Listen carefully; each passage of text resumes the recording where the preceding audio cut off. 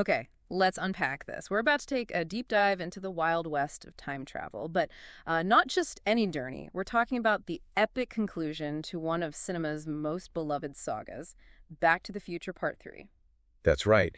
And while the original Back to the Future, and maybe even Part 2, often kind of steal the immediate spotlight, Part 3 holds this really special and I think often underestimated place. Totally agree. It's this unique blend, part sci-fi adventure, part sweeping Western, and surprisingly, part really tender romance. And it just picks up seamlessly right where Part 2 slammed on the brakes, throwing our heroes into a completely new frontier. A familiar one, historically, but totally new for them. It really closes the loop, I think, on one of the greatest trilogies ever put on film. What's fascinating here is that the comprehensive source material lets us go way beyond just like a plot summary.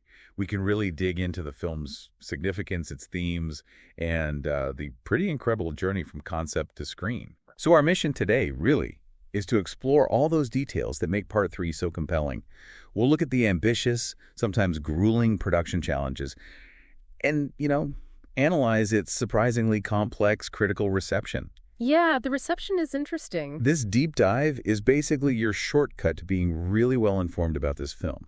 We'll uncover insights, maybe some surprising facts that might genuinely change how you see this grand finale. Exactly. I mean, at its core, yeah, it's Marty McFly going back to 1885 to save Doc Brown. Simple enough on paper. But it's so much more. Oh, way more complex and emotional, too. It's really a story about destiny, about love, and ultimately the power of choice. So in this deep dive, we're going to cover that immediate cliffhanger from Part 2. Got to start there. Definitely. Then walk you through the whole thrilling plot out on the dusty frontier, dig into the, frankly, incredibly challenging production. Which was intense. Oh, yeah. Explore the critical reception, why opinions were sometimes a bit split, and finally, look at the ongoing talk about its legacy. Which is significant. Totally. So buckle up, everyone, because we're going way back to the future, but this time in the past. All right, so let's set the scene. We pick up literally moments after that, just dizzying end of Part 2. The lightning strike. Chaos. Exactly. Picture Marty just standing there totally bewildered in 1955. He's just watched Doc Brown in the DeLorean get zapped by this massive bolt of lightning and just vanish. Poof. Gone. 1 second he's there, waving goodbye, the next, Yeah. nothing. Just gone. Marty's stranded, right. He's grappling with the shock, the confusion, and then, almost immediately, this impossible thing happens. Western Union guy. Yeah, a Western Union delivery man shows up holding a letter that's 70 years old. 70 years. It's mind-bending. And Marty quickly learns Doc hasn't just vanished, he's been flung 70 years into the past. Specifically, 1885. The Wild West. And it wasn't random. Doc, being Doc, left instructions. Right. This critical letter sent from 1885, it's got everything. Where to find the hidden DeLorean, how to fix the damage from the lightning strike, and, crucially, a clear plan for Marty to get back to 1985. It's amazing foresight from Doc, even when faced with being stranded in the past.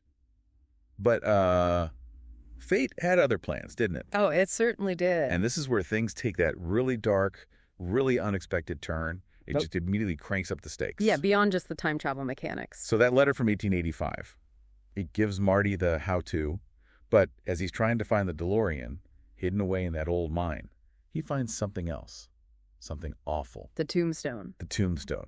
And it's not just any tombstone. It's got Emmett L. Brown etched on it. Chilling. And the inscription says he was killed by Buford Mad Dog Tannen. Biff's great-grandfather, of course. Naturally. And get this. Doc was killed just 6 days after writing that letter to Marty. 6 days. It just instantly transforms everything. Absolutely. It's not about getting the DeLorean anymore or just getting Doc back. Yeah. It's about saving his life from this, predetermined death. And what makes it even tougher is Doc specifically told him not to come in the letter. Explicitly. Don't come get me. Don't mess with the timeline. Which puts Marty in this impossible spot, right? Honor Doc's wishes, stick to the rules they've sort of established. Or break the rules to save his best friend. It's such a powerful dilemma, and it ties right into the whole trilogy's theme, doesn't it? Destiny versus free will. Exactly. And the ethics of changing the past versus, the human need to help someone you care about. Yeah. It grounds the whole sci-fi thing in a really relatable conflict. And what's really remarkable, thinking about the production side we'll get into later, is how quickly this movie came out. Oh, that timeline was insane. Part 3 hits theaters May 25, 1990. Part 2 was just November 22nd, 1989. That's barely 6 months. It's almost unheard of for blockbusters like this. Right. And it wasn't just trying to capitalize on the buzz.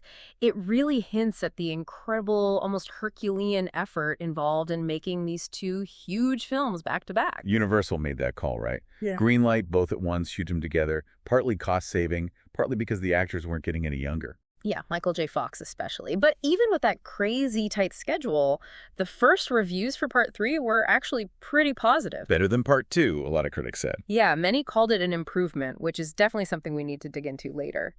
It says a lot about how people felt about the trilogy wrapping up and maybe how that intense production affected the final films differently. For sure. That quick release built hype, but man, the pressure on the filmmakers must have been immense. Okay, so Doc's life is on the line. Marty, with help from the 1955 Doc, always reliable, gets the DeLorean patched up just enough for one more jump. Takes a lot of guts to get back in that thing after everything. Seriously, so he jumps back to 1885, and his arrival, well, it's classic Marty McFly. Never smooth. Never smooth. He lands right in the middle of a cavalry charge, chasing Native Americans, nearly gets shot immediately. Chaos from frame one. And then the car breaks down. Critically. Yep. The fuel line ruptures. No gasoline in 1885 means the DeLorean is basically just a really fancy, useless metal box, powerless, Right. stranded. So much for a quick rescue. And then adding insult to injury, he gets chased by a bear. A bear. It's almost comical if it weren't so dangerous. Knocks him out cold. Luckily, he's found by his own great-great-grandparents, Seamus and Maggie McFly. That Irish connection. A nice little bit of family history woven in. It really is. They offer him shelter, showing that McFly resilience. And Marty, thinking fast, needs an alias. Can't exactly say, "Hi, I'm your great-great-grandson from the future." Right. So he sees a movie poster, a fistful of dollars, I think, and boom, he's Clint Eastwood. Clint Eastwood, Yeah. which sets up so many great moments, both funny and pretty dangerous later on. Totally. From his weird clothes to, eventually getting called out for a showdown.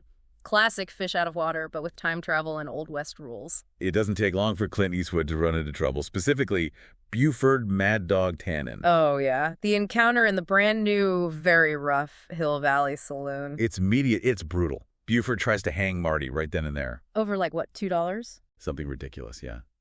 Pure menace. And the tension is thick until Doc shows up. Doc to the rescue.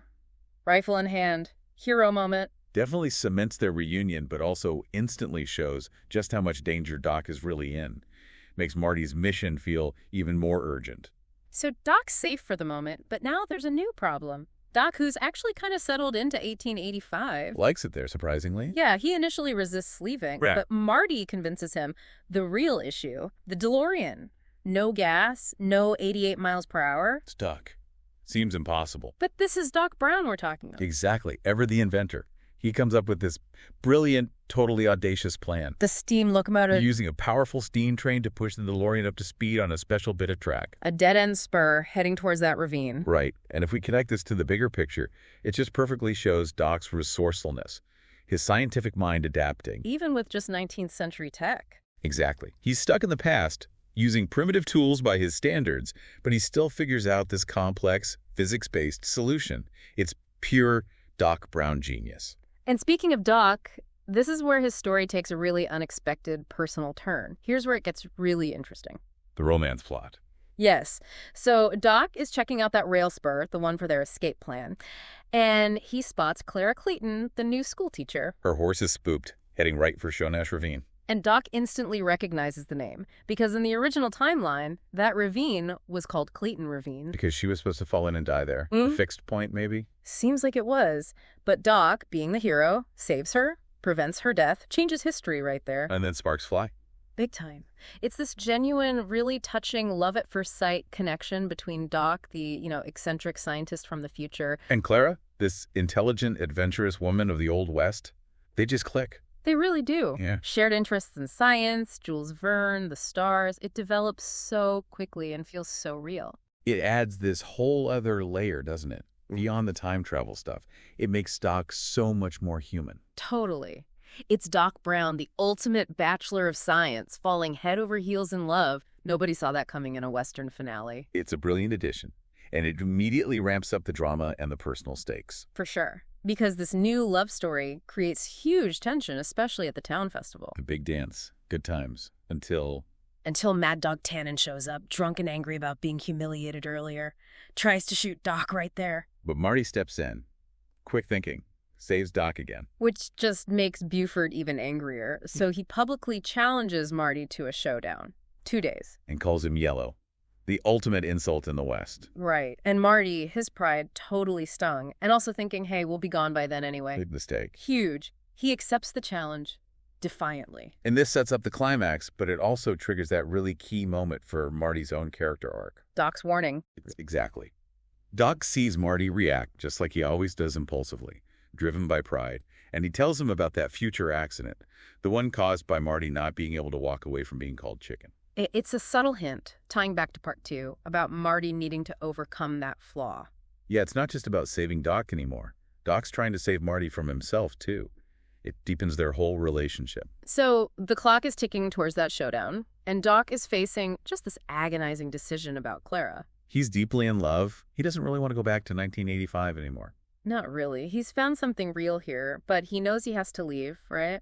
Protect the timeline, protect her maybe. Or spare himself the pain, maybe. So he decides he has to end it. And his plan is, well, Doc's plan is to tell her the absolute truth. Which sounds insane. Hi, I'm a time traveler from the future. Predictably, Clara, who's a woman of science herself, just doesn't buy it. She feels insulted, heartbroken, maybe thinks he's crazy or just being cruel. She basically throws him out, furious and confused. Yeah, and that rejection just devastates Doc. Sends him straight to the saloon for a massive binge drinking session. We see him passed out, face down on the bar. It's a really low point for him. Shows the immense emotional cost of his life, these impossible choices. He's utterly lost. But that's not the end of their story, is it? The personal drama reaches this really powerful climax. It really does. Clara, she's on the train, heading out of town, trying to escape the heartbreak. Trying to leave it all behind. But something clicks. She's thinking about Doc, how genuinely heartbroken he seemed. And then she finds the model. Back at his blacksmith shop. That incredibly detailed miniature replica of the DeLorean time machine. And suddenly it all makes sense. The impossible story he told her, it was true. The proof is right there. So without a second thought, driven by love and this sudden radical belief, she races back to Hill Valley. She has to find him. She understands now. It's such a great moment. It elevates the film beyond just action and sci-fi. It's about connection, belief, sacrifice. And love literally transcending time. Yeah, her journey from disbelief to total conviction is just as crucial as anything Marty or Doc does with the time machine. Really powerful stuff. Okay, so all these threads, the science, the romance, the looming showdown, they all just smash together in this spectacular edge-of-your-seat finale. The train sequence. Pure cinematic gold. Doc and Marty, time's almost up. Buford's waiting. They steal the locomotive. The Jules Verne. I love the name. Perfect.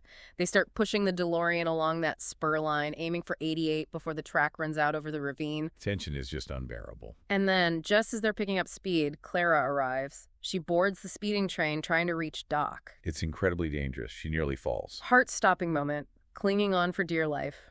But Marty, inside the DeLorean, has this flash of brilliance. The hoverboard. The hoverboard from 2015, he passes it to Doc. And Doc, despite being, a 19th, 20th century guy, uses this 21st century tech perfectly. Scoops Clara up, saves her. It's such a cool image. The train, the time machine, the hoverboard, all converging. Heroic and unforgettable. And then, right at the last possible second, Marty hits 88. The DeLorean vanishes in a flash of light. just as the locomotive, overheated and spent, plunges spectacularly off the unfinished bridge into the ravine below. Destroying the train, but sending Marty safely back to 1985. So what does this all mean? It means ingenuity, teamwork, and a little bit of hoverboard magic can conquer almost anything. A totally chaotic, but ultimately triumphant escape. Indeed. So Marty lands back in 1985, October 27th. And it's immediately chaotic again. Of course. He barely scrambles out of the powerless DeLorean before a huge freight train just demolishes it, obliterates it. Wow, so the time machine is gone. For good this time. Gone for good. That chapter is definitively closed for Marty. But his return isn't just about surviving. It's about growth. Right. He reunites with Jennifer, who's just woken up. And then Needles shows up. Douglas J. Needles. Same old challenge. Street race. But this time is different. Marty remembers Doc's warning. He remembers the consequences of giving in to that chicken taunt. And he makes a conscious choice. He walks away, declines the race. It's a subtle moment, but huge for his character. He's finally learned that lesson. He's broken the cycle. And by doing that, he avoids the accident Doc warned him about, the one that messes up his whole future. Exactly. And then comes that brilliant visual payoff. Jennifer pulls out that fax from 2015. The "you're fired" fax. Uh-huh. And as they watch, the text just disappears, fades away. Because he changed the future, his future. It perfectly underscores that core message. Destiny isn't fixed. Your choices matter. You can shape your own future. Your fate is in your hands. And just as they're standing there, looking at the DeLorean wreckage, probably feeling a mix of relief and maybe sadness, The final surprise arrives. out of nowhere, shimmering into existence, a steam locomotive. But not just any locomotive. It's steampunkified. It's clearly a time machine. And who's operating it? Doc Brown, looking happy, healthy. And he's not alone. He's with Clara. And their two kids, Jules and Vern. Jules and Vern. Perfect names. It's this incredible, visually stunning moment. Confirms Doc found his happiness, built a life in the past. Or, well, a life moving through the past and future, it seems. Right.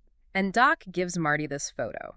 A sepia print of him, Clara, Jules, and Vern standing by the Hill Valley Clock Tower back in 1885. A tangible piece of his new reality. Mm. A beautiful keepsake. And then Jennifer asks about the blank fax. Why did the writing disappear? And Doc delivers that line, that perfect, timeless line. It means your future has not yet been written. No one's has. Your future is whatever you make it.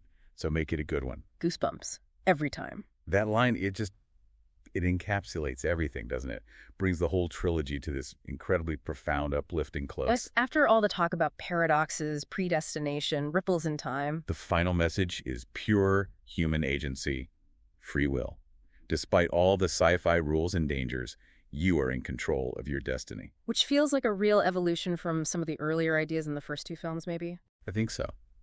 Part 3, with its focus on character choices, on love, on personal growth, becomes the perfect vehicle for that ultimate message. And with that message delivered, Doc, Clara, and the kids wave goodbye.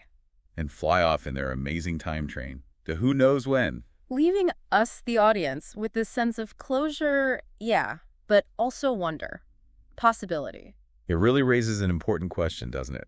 For a trilogy so obsessed with the mechanics of time travel, for the final word to be about free will, how powerful is that? It's a message that sticks with you long after the credits roll. Definitely invites you to think about your own unwritten future.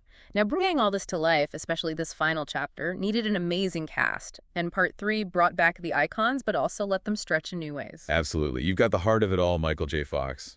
Pulling double duty. Incredible job. Not just Marty, but also his own great-great-grandfather, Seamus McFly. Different character entirely, but with those subtle family resemblances. Fox nailed that. And then Christopher Lloyd as Doc, still the genius, but now also the romantic lead, which was fantastic to see. And Mary Steenburgen as Clara, she just grounded that whole romance plot with such sincerity, made you believe it. She really did. And you can't forget Thomas F. Wilson. Masterclass. Both Biff Tannen and then this genuinely menacing, unforgettable Buford Mad Dog Tannen. Dad Dog was terrifying. Wilson's physicality, the voice, perfect Western villain. Totally. And Leah Thompson returning as Lorraine, but also playing Maggie McFly, Seamus's wife. Seeing Fox, Wilson, and Thompson play their ancestors just added this incredible depth, right? Showing those family lines, those echoes through time, tied it all together perfectly. Yeah, underscored that whole theme of history repeating, or rhyming maybe. Good traits and bad traits running in families. Beyond the main players, we had key people back too. Elizabeth Shue as Jennifer. Marty's anchor back in 1985. Her waking up and seeing the facts change is crucial. Fleabag as Needles, the guy Marty finally learns to ignore. Represents that negative peer pressure he overcomes. And James Tolkien as Marshall James Strickland. Ancestor of Principal Strickland, same stern energy, different century. Love that connection. The Stricklands always keeping order. And the casting went deep into the Western genre too, didn't it? Oh, yeah. Buford's gang members, some great character actors there. And one of them, Christopher Wynn, also played one of Needle's gang in 1985. No way! Nice little detail. But the real treat for Western fans was casting Pat Buttram, Harry Carey Jr., and Dub Taylor, actual legends of the genre, as those old guys in the saloon. The ones who offer Marty advice. That was brilliant. Added instant authenticity. A real knowing wink to the classics. And then the musical cameo, ZZ Top. As the band at the festival. Perfect fit. Their look, their sound, added that unique Back to the Future blend of rock and roll and, well, 1885. Totally worked. All right. Oh, let's talk production, because building that 1885 Hill Valley was a massive undertaking. Yeah, the production story is almost as epic as the movie itself, and the origin of the whole Western idea, it's surprisingly casual. Right, not some big studio mandate. Nope. Apparently, during the filming of the first movie, Robert Zemeckis just asked Michael J. Fox, hey, if you could time travel anywhere, where would you go? And Fox just said, The Old West and cowboys. Simple as that. and Zemeckis and Bob Gale just filed that idea away, held onto it specifically for Part 3. Amazing. A huge decision for the finale based on an off-the-cuff question. Wow. Shows real creative trust. It does. But that simple idea led to this incredible, painstaking effort to bring 1885 Hill Valley to life. They didn't just use existing sets. No, they built the entire town from scratch. Total commitment to getting it right allowed them complete control over the look and feel. And the locations they used were stunning. Oak Park, California. Monument Valley, Utah. Instantly recognizable Western landscapes gave it that epic feel. Jamestown, California. And that huge purpose-built set near Sonora, California, Red Hills Ranch. Plus, Railtown 1897 for those amazing train scenes, using a real historic railway. It wasn't just a movie set, it felt like a real place, transported you there. And the timeline for shooting Part 2 and 3 together, just mind-boggling. 11 straight months of filming in 1989. With only a tiny 3-week break between finishing Part 2 and starting Part 3. It wrapped in January 1990, just months before Part 3 premiered. The pressure must have been insane. Especially on Zemeckis. He was literally editing Part 2 while directing Part 3. Flying back and forth between Sonora and Burbank every night. Yeah. Shoot all day, fly down, oversee editing and sound mixing for Part 2, catch a few hours sleep, fly back, direct Part 3 at dawn. It's almost inhuman. Testament to his vision and stamina. Yes, Just sir. wow. It really was an extraordinary feat. But interestingly, while the crew schedule was brutal, the actors actually found Part 3 kind of relaxing compared to Part 2. Really? How so? Well, Part 2 was so technically complex. Green screens, wire work, split screens, acting against nothing. Part 3 was real. A real town, real horses, real landscapes. More tangible for them. Makes sense. A different kind of challenge. Exactly. And speaking of actors, Mary Steenburgen. The role of Clara was written specifically for her. I heard that, but she was initially hesitant. Yeah, tired after another film, long commitment. But her kids were huge fans of the first movie. Ah, kids to the rescue. They apparently hounded her into taking it. Their love for the original sealed the deal. That's brilliant. So this raises an important question. How much did that intense, maybe slightly more relaxed for the actors, environment of Part 3 influence the final film? Compared to the pressure cooker of Part 2? Yeah. Maybe that more grounded shoot contributed to that simpler, sweeter, more heartfelt feeling people often describe for Part 3. That's a really interesting thought. And there are more specific stories from the set too, right? Even with the relaxing vibe, it wasn't all smooth sailing. Oh, no. Mary Steenburgen actually tore a ligament dancing too enthusiastically in the festival scene. Ouch. Talk about commitment. And what about that wild Ronald Reagan story? Oh, yeah. The what if. Yeah. Zemeckis seriously considered asking, recently, ex-President Reagan, a former Western actor, to play the mayor of Hill Valley in 1885. He actually contacted Reagan's agent. He did. But Reagan declined. Said he didn't want just a cameo. Imagine. That would have been surreal. And the stuntmen love doing a Western, right? Lots of experienced writers. Definitely helped make the action sequences look great. And Thomas F. Wilson really threw himself into it. Performing his own stunts. Learning to ride and use a lariat. Yep. Fully committed to being Buford Tannen. Added so much to the character. And even amidst all that, real life happened. Filming paused when Michael J. Fox's father passed away and again when his son was born. Puts it all in perspective. Reminds you these are real people behind the huge production. Absolutely. And the technical side was just as impressive. Alan Silvestri's score. Fantastic. Returned again. And Zemeckis' way of directing him, focusing on emotion, treating the music like a character. It clearly worked. The themes are iconic, that blend of Western grandeur and futuristic touches. Perfect. And ZZ Top wasn't just a random cameo. Their blues rock sound weirdly fit the vibe. Cinematographer Dean Cundy was thrilled to finally shoot a Western. You can feel that enthusiasm. Definitely. And that climax, the train sequence. Yeah. The coordination must have been unbelievable. Live actors. A real vintage steam train Sierra Railway 3. Pyrotechnics, complex special effects from ILM, miniatures, optical printing. Wes Takahashi back doing the DeLorean time travel animations. Making a real train push a car to 88 miles per hour and then explode, all while keeping the time jump perfectly timed. Just incredible technical skill for the era, pushing boundaries. So after all that insane effort, how did it actually do? The box office numbers. Pretty darn well. It was a solid commercial success. Opened to $23 million in the U.S., which was strong back then. And worldwide. Raked in about $245 million in its initial run. Made it the 6th highest grossing film of 1990. Respectable finish. And adjusted for inflation, it's still a significant hit. Shows its staying power. Definitely. Now, the critical response. Yeah. That's where it gets a bit more nuanced. Yeah, not quite the universal acclaim of the first one. Right. Rotten Tomatoes has it at 79% positive, which is good. Average rating 6.8 out of 10. The consensus there calls it a satisfying close, simpler, sweeter. Okay, 79% is pretty solid. But Metacritic. Metacritic has it lower, 55 out of 100. Mixed or average reviews based on their pool of top critics. Interesting split. But audiences loved it, right? CinemaScore. Yep, audiences gave it an A, same as Part 2. Consistent enjoyment from the people actually buying tickets opening weekend. So what's fascinating here is that disconnect. Audiences were consistently happy, but critics were more divided than for the first film. Exactly. Maybe critics wanted more complex time stuff, less straightforward Western romance, while audiences just enjoyed the ride and the heartfelt story. Could be, though plenty of critics did love it. Oh, absolutely. Kim Newman at Empire gave it 4 stars. Praised the heart, the satisfying story, the romance, called the ending the neatest of all. Leonard Maltin actually preferred it to the first two, called it great fun. That's high praise. And more recently, Michael McWhirter at Polygon said it was leagues better than the second, loved the comedy, romance, and Thomas F. Wilson's performance. So definitely strong, positive voices out there seeing it as a worthy, maybe even improved conclusion. For sure. But you also have to look at the less enthusiastic takes to get the full picture. Right. Roger Ebert gave it 2.5 stars. Found the Western setting kind of flat, like a sitcom version. Yeah, suggesting it lacked maybe authenticity or scope for him. And Vincent Canby at the New York Times, while liking Christopher Lloyd, found it sweet-natured and bland, almost instantly forgettable. Ouch. And said it looked like the start of a TV series, maybe implying it lacked cinematic punch compared to the earlier films. So these different views really make you think, what do you value most? Complex plot, emotion, spectacle, genre purity? Exactly. Part 3 shift definitely hit different people different ways. Now, speaking of clever layers, that connection with Mary Steenburgen and the movie Time After Time, that's wild. Isn't it? It's almost uncanny. She plays basically the same scene in both films. In Time After Time, she's 20th century, falls for a 19th century time traveler.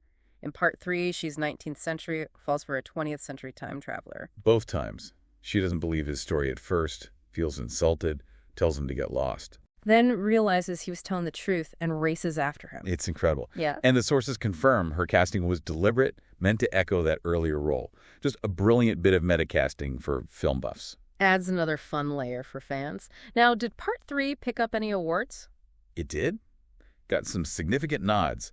Won 2 Saturn Awards in 1990. Oh, yeah. For what? Best music for Alan Silvestri's fantastic score, well-deserved. Totally. And Best Supporting Actor for Thomas F. Wilson as Mad Dog Tannen, also very well-deserved. Great. He was brilliant. Anything else? Years later, in 2003, it won an AOL Movies DVD Premiere Award for Best Special Edition, based on online fan voting. Shows its lasting popularity on home video. Nice. So recognition from the industry and the fans over time. Good stuff. Definitely underscores its impact. Okay, so all this leads to the inevitable question, the future of the franchise.